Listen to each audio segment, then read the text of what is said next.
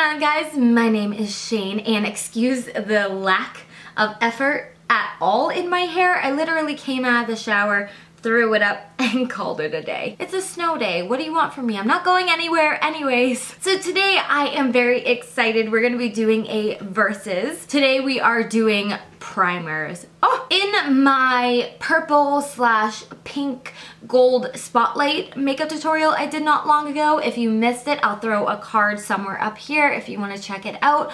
I mentioned I was having a difficult time. I may have mentioned it in tutorials after that as well, but I know that was kind of the video I first talked about it.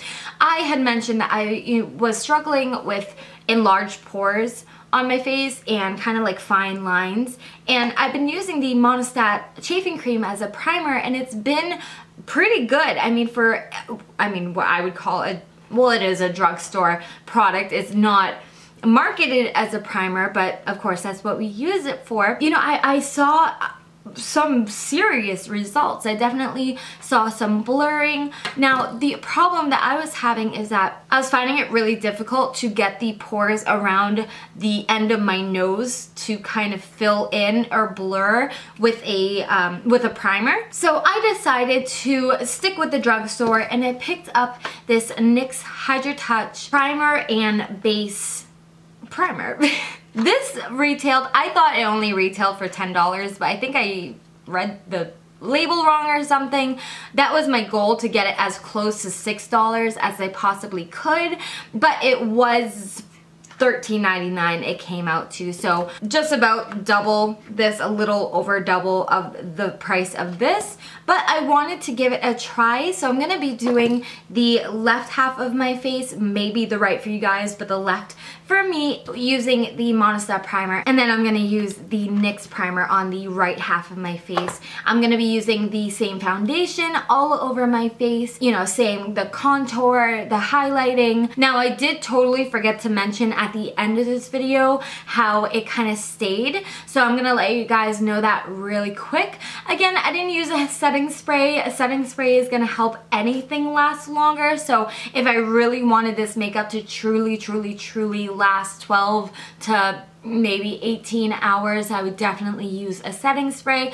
On a daily basis, I don't really use one, and that's why I didn't want to use one in this tutorial, because I wanted it to kind of be fair. I didn't want to add on more product to make it work better than by itself. So the only thing that I'm really noticing, I will get into what the pores look like and which primer I prefer at the end of the video, but I am noticing I always, my foundation rubs off right underneath my nose. I don't know why. It's not like I'm always rubbing my nose, although it is running a little bit today, so I did have to, you know, use a tissue a little bit. But again, using a setting spray would have helped my foundation and all that product last on a little bit longer. So I would say the primers don't really have a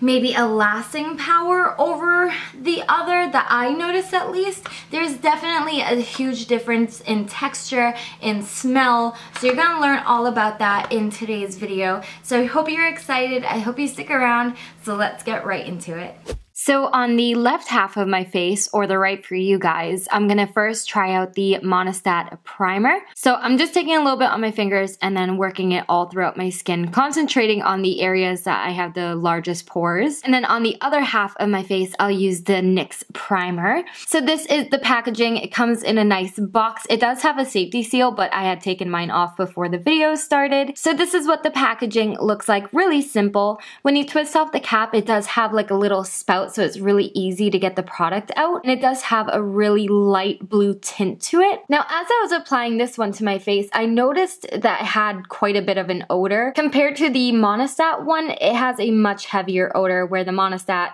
doesn't really have much of an odor at all. Feeling them on my skin, I could definitely tell the Hydra Touch primer, it was a little bit tackier. The Monistat side felt much silkier and smoother, where the NYX side just kind of felt felt tacky and a little bit sticky. The consistency of the product itself also was a little more runny and wet than the Monistat primer. So I'm gonna apply the same foundation all over my face using the Healthy Elixir foundation from CoverGirl, and I'm just gonna apply this the way that I would on a normal basis, just dotting it on my face and then blending it out using a beauty blender.